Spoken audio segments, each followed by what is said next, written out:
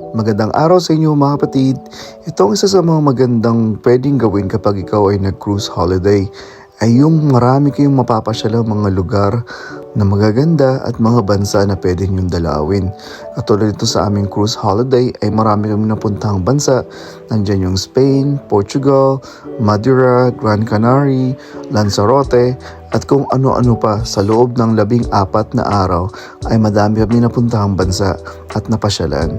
At talagang super enjoy kami kasi kasama nito sa binayaran ninyo katulad nitong Malabagyo na Madeira na lugar. Talagang napakaganda at dito kami nag-enjoy mabuti sa Lisbon, Portugal kasi napakaganda ng weather. Maaraw siya at talagang napakaganda ng mga tanawin na yung mga cultural area nila ay talagang napakaganda. Ito ang barko namin sinakyan, yung P&O Ventura. So, i-try ninyo mag-holiday ng cruise ay talagang may